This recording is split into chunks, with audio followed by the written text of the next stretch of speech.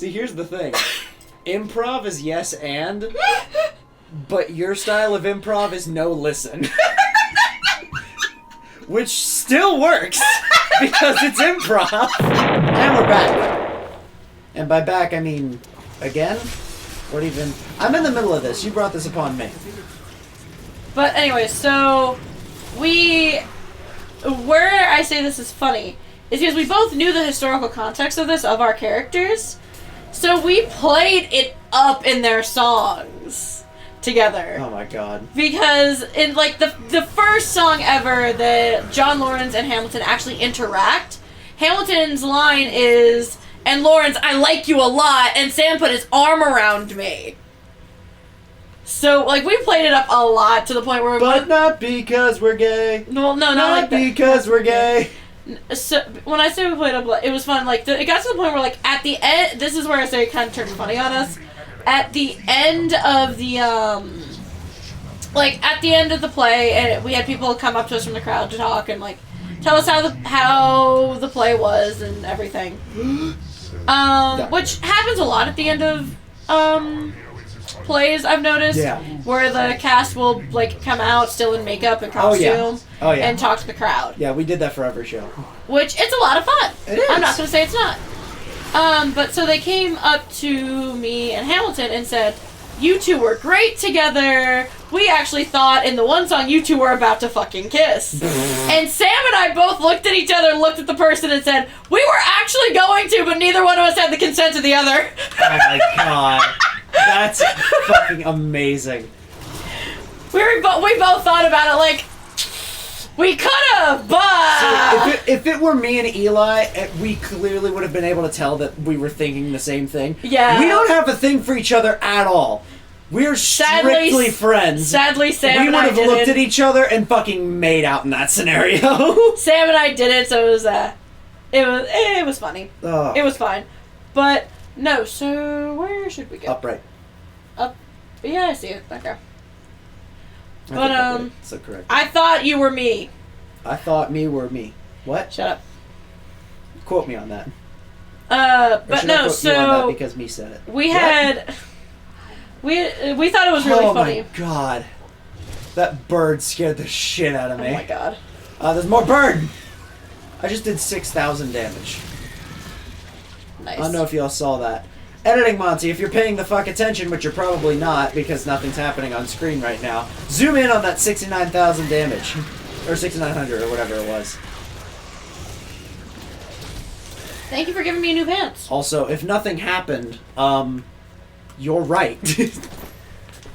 I'm probably not gonna edit these terribly. But yeah, no, so... By terribly, I mean a lot. That was a lot of fun, but I also had people, so...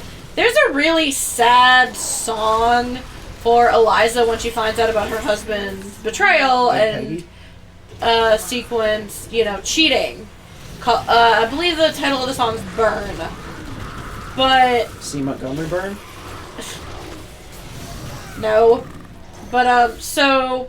When our Eliza sang that, I had found out actually that day that we had no clue about this, but I found out later when I was when we were behind the screens and I was helping her quick change into a different outfit. Mm-hmm. I think her grandfather had just died. Oh. So when she actually full on was like screaming and crying while singing.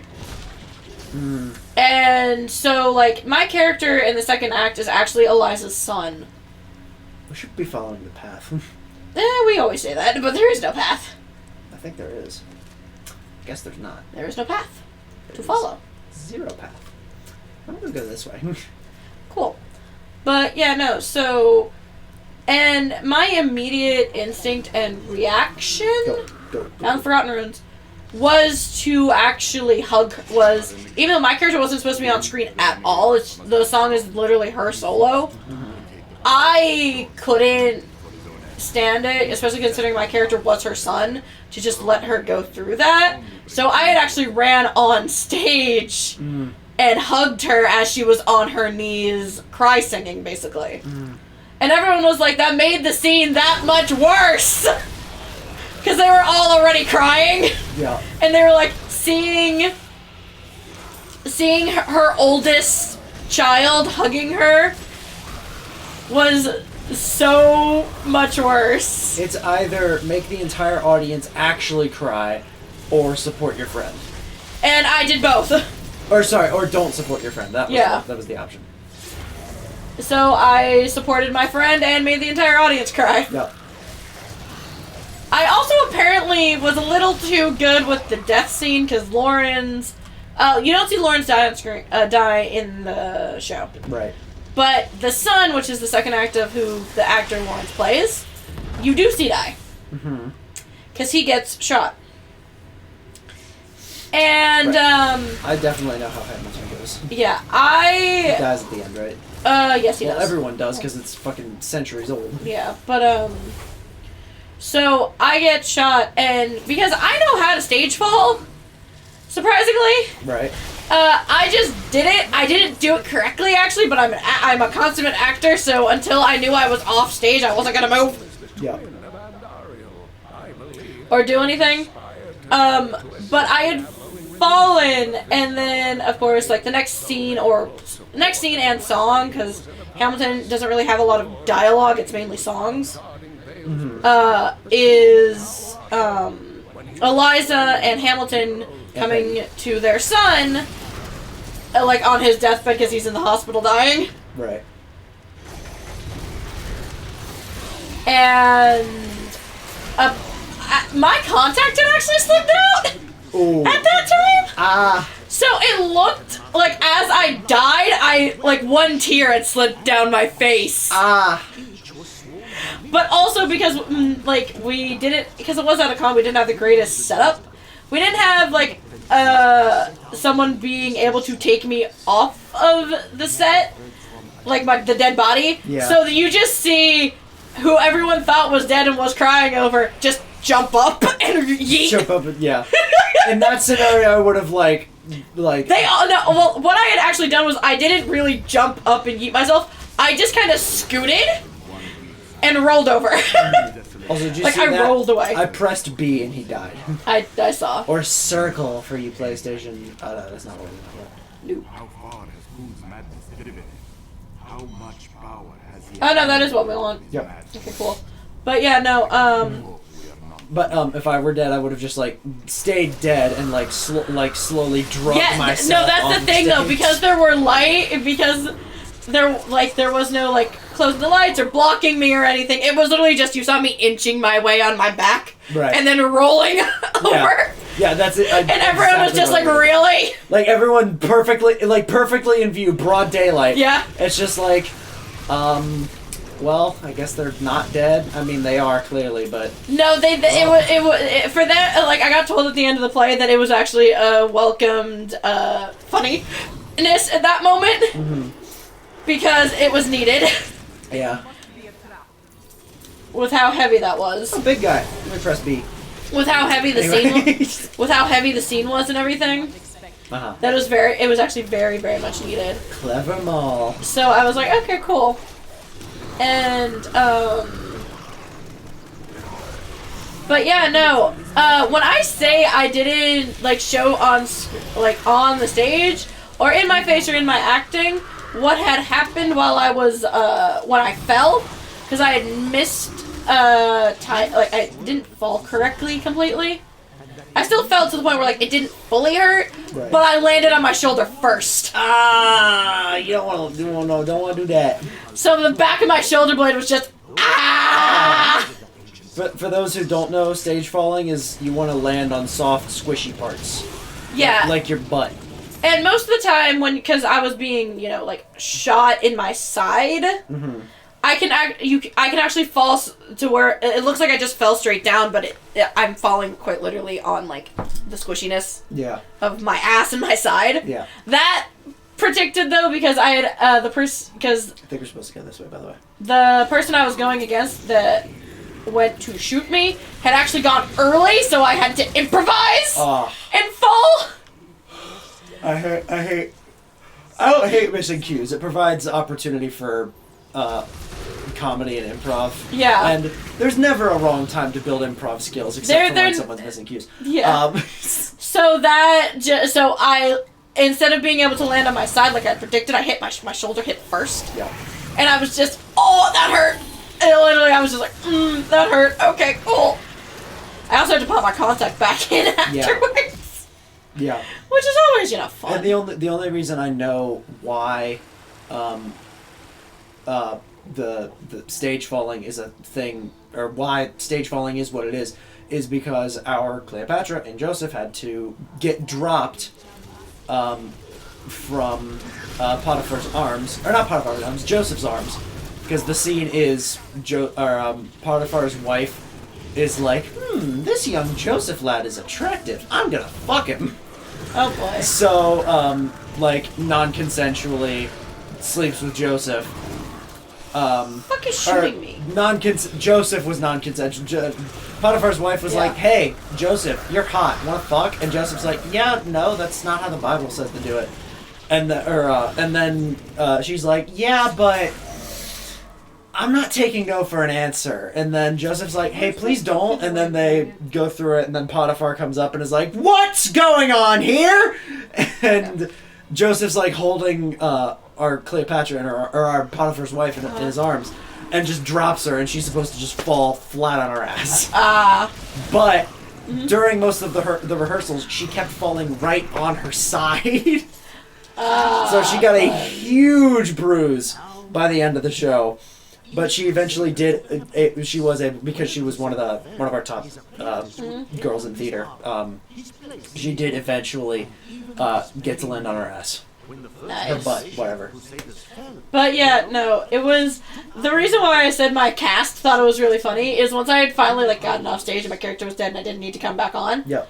I had full on said, "Fuck my shoulder!" Fuck my shoulder. Yeah. And everyone was like, "What?" And I was like, "Ow!" So our George Washington actually proceeded to look at my shoulder and go, "Ooh, that's gonna hurt, leave a bruise in the morning." I'm like, "Yeah, no shit." Jesus. Yeah, we definitely had. That was reminding me back to the mask incident where, as I was opening the mask or about to take the mask out, I was whispering, "It's stuck," and everyone on the stairs was like, "Dude, what are you fucking doing? You've got to figure it out." And I was just like, "I don't know what to do," and that was when I ripped it and just it was nuts. Theater. Theater is a lot of fun. There are a lot of mishaps, though. I have some of my best memories from theater. Not surprised. Where are we supposed to fucking I'm go? going towards the waypoint. That's not... What waypoint? There. It's because we have to get back to the thingy. Fucking where?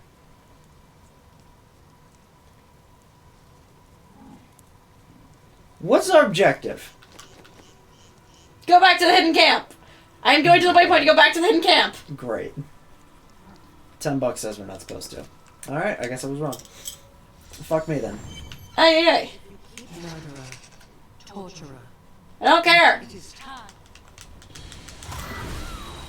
Oh, press the wrong button. I did. Zoltan cool? More like Zoltan uncool. Haha, because he's a zombie, he's a ghost or some shit? I don't know. Anyway, whatever these people have to say. Yeah, I was doing a lot of skipping. So many good theater stories. The only thing I have to complain about theater is that I didn't join it sooner. Yeah.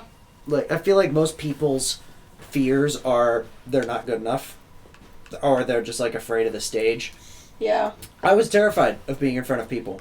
I did not think at all I was good enough. I didn't think I had a singing voice. I'm gonna get my miniature army on 30. You're getting your fetish psychopaths. I'm so close! But I feel like a lot of people just think they're not good enough, or they don't have a singing voice or something. I definitely thought those things, and was terrified of being in front of people.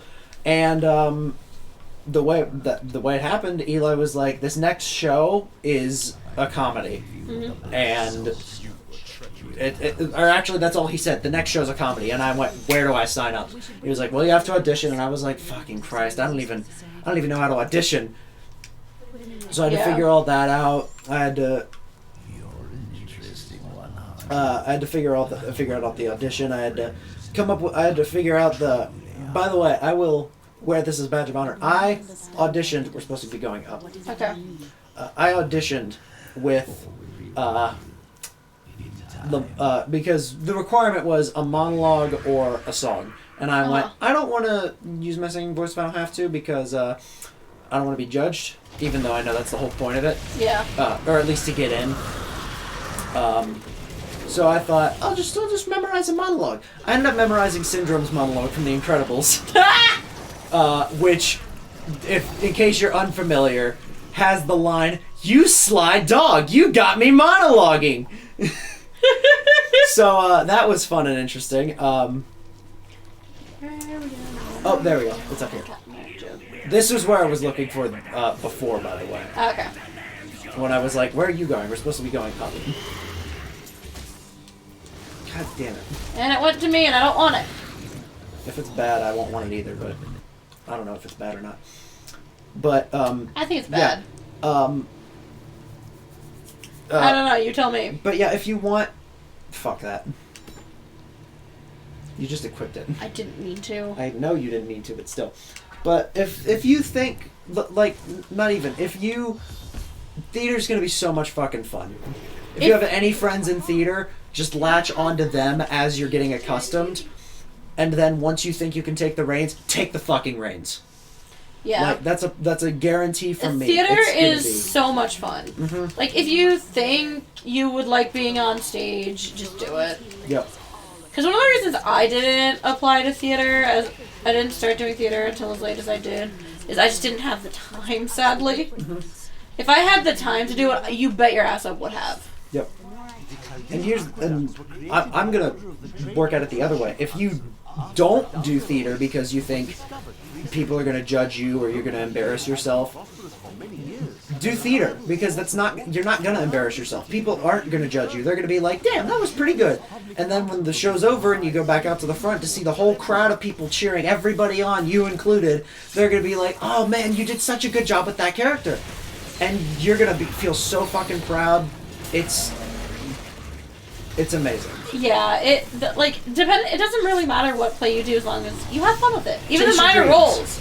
Like, everyone says, like, I technically had a major role because I played both his son and old lover. Mm-hmm. But I actually had a pretty minor role. Yeah, no, you can keep going. For the fact that, Fucking not. waiting for you. I said keep going. It would have teleported me. You wasted time, damn it. But no, Like, my first role, as lucky as I was to get Mort in reason number 20 of 30 reasons, which arguably probably the most important character. There's stuff, hang on. Arguably one of the most important characters because that is the longest scene and one of the most important scenes, and you can't really have the legend of Mortimer Blackburn without Mortimer Blackburn, so... That's one lever down. And not to brag, but like there wasn't a main character of 30 Reasons, but a damn important one more it was. yeah, no, and with Hamilton, John Lawrence and his son, yes, they are major players. They're not really, like, they're a major player to the story, but they're not main characters. The main characters of Hamilton are Hamilton and Burr. That's what I was saying. I like not even the first character in that show. I was also just straight up number 15. That was my title. I played like 7 different characters. There was a Stuart, there was a Nitro, The first time I did Hamilton, I did Peggy. Uncle Stuart and Peggy. Yeah, I did Peggy, and Peggy was a hell of a lot of fun. Mm-hmm. And a quick refresher, our Potiphar, which by the way looks much more like a Potiphar than any other character we had in any show we've done, played Aunt Gladys, if you know both Joseph and 30 Reasons. So, which was hilarious because that means we got to dress Potiphar up in drag, huge fake boobs, a huge fake ass, and like not even, he didn't even shave. So he had his full beard too. Nice. It was amazing. Again, it's the same thing with cosplay. Whenever like I hear people are like, "I'm so scared of cosplaying," there's like any community, there's always going to be one asshole. There's always, and people say, "Oh, bad apple spoils the bunch." No, the bad apple's the apple that gets thrown out by the rest of the apples. The apples are like, you're not being an apple, you're being an asshole. Exactly. Get the fuck out. This is not what cosplaying is about. Cosplaying is about, oh damn, that's pretty cool. I like how you did this. It's about having fun. So many, like, of the famous cosplayers that everyone looks at even say to themselves, their first cosplays wind up being store-bought. Yeah. Like, 90% of my shit right now is fucking, some people may or may not. I'm not saying, like, it's one of the bigger things that have happened. Not big by means, but of the things I've done. Is the Ford TikToks. Yeah. Stanford Pines, doing voice lines from J.K. Simmons. That's what people might know me from. Those are literally dress pants from a suit that I bought from work when I worked at the suit place. A jacket that I found at Goodwill, a sweater that was gifted to me by my aunt, and the strap from the strap is a guitar strap from a guitar on Guitar Hero. So, like, one of my more favorite cosplays I've done is again a store-bought, mainly because I haven't. It isn't until recently with college that I've actually had the time to sit down and make things. I've made my props before for cosplays, but the actual costume itself, outside of styling a wig, I just haven't had the time. Mm-hmm. Which I've never been able to get good at, by the way. But I've still done Deku's before. I need to redo my Naruto wig, which is also going to be my Bakugo wig. So completely off topic. I want you to help me make a new Deku wig. I'm probably going to buy a brand new one because this one reeks of hairspray. They're all going to reek of hairspray. Not when you don't hairspray them. My point is, we need a new wig, and I want you to help me. That way I can learn. Instead of someone just saying, just use hairspray. Because then I'm not going to know how much. I'm not going to know exactly how. And then I want a wig that's not $2. Yeah, that's true. That wig was a piece of shit. It barely fit on my head. It barely stayed on my head. But I still used it. That's the moral of the story. Don't let bad things... Like, hell, even right now, this game we're playing, it's on a PS4 I had to buy. I've got 15 different cables running through 15 different programs. We have one microphone. You probably wouldn't even be able to tell. Maybe. The fuck are we supposed to go? I have no fucking clue. That way. Huh. There. Apparently we missed it away. Apparently we did. Anyway. But no, yeah, like when this game came out and I told people I was playing it, I got called a nerd. Oh my god. Like, let's be honest. If anyone's watching us, don't be afraid of doing something just because people say it's nerdy. Mm-hmm. Who gives a fuck? Who gives a flying fuck? Is it that one? Like, nope. No, it's this one. It's this one. Don't be afraid of doing stuff as an amateur, because you're never gonna grow if you don't do that as an amateur. Like, I have to keep telling myself now, like, if I don't draw, I'm not gonna get better at it, and if I want to get better at it, I have to draw. And everything I draw, I'm gonna look at it afterwards, and I'm gonna be like, this sucks, I hate it. But as any artist or art teacher will tell you, we all have 1,000 bad drawings in us. It's better to get them out now than later. Yeah, like, from my perspective, my college, luckily, has a martial arts program that I only started last semester. And I already have a belt. Just because I decided to try. Mm-hmm. Like, you're not going to be... Okay, another thing. You're not going to be good at something right at the start. And you're also never going to be perfect. Because perfection... Perfection doesn't exist. Yeah, we are clearly both of the opinion that perfection is not a real thing. Perfection is a made up thing to have other people sell shit, essentially. It's like, you can get perfect by doing this, and then they're like, spend money on us and you'll get perfect, kind of thing. Maybe not those exact words, but you get the idea. Yeah. And that logic can be applied to anything. So, strive for perfection, but know when to settle, because you do have to know. Nope, we just came there. There's. Thank you. Yeah, you're good. Like, you're always gonna get better. Oh wait, we get to destroy a barrel because of I feel like PewDiePie. Time to kill the barrel. Kill the barrel. That's a reference that I almost don't understand. Oh, they're the guys in the barrel. That's what it is. They have to defeat all the enemies. But, like, yeah, you're never gonna get better if you don't try. And as good as you get, you're never gonna be perfect, because perfect doesn't exist. We have to accept the flaws that we have and progress forward. The people that care are gonna move past those flaws. They're gonna see what you wanted to make. They're not gonna be like, oh, you messed this up, so I'm not gonna enjoy this. That's not what happened. Fucking Avengers Endgame, one of the arguably the greatest movie of all time, because it topped Avatar. It's For a bit. It topped Avatar for a bit, which is a whole discussion on its own. But like, it took 10 years to get to the emotional impact that Endgame had, and it still had an emotional impact. So you'd think, oh my god, this is just absolute perfection.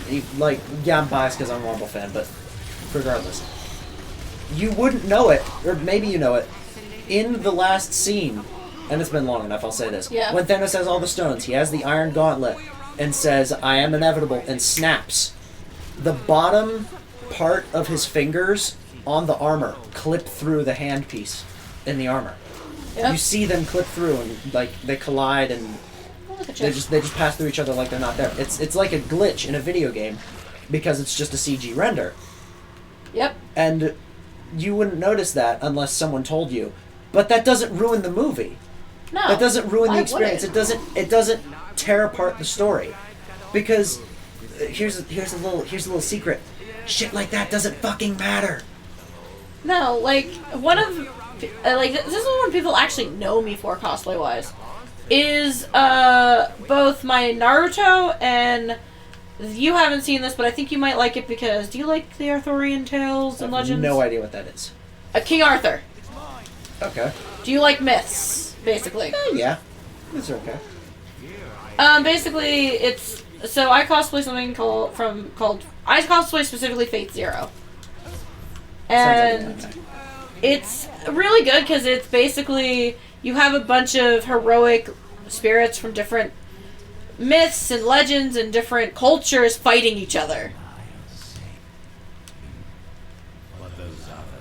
So... Oh great, a big empty path. Oh, fuck. I guess not. But no, so... But I cosplay King Arthur, or in Fate Zero, King Arturia. She was actually original. And they changed the myth to be she was actually originally female, but because of the time period, hid her gender. Uh-huh. You mean in real life that's what the assumption is? No. Oh. In this specifically, that's what they did. Okay, I see what you're saying. But one of the many, many things, though, with that is, and I love her for this, because she is an amazing character. Again, this was a store-bought cosplay that I actually had to alter, because unlike the actual character, who is meant to be a flatter-chested girl, I am not.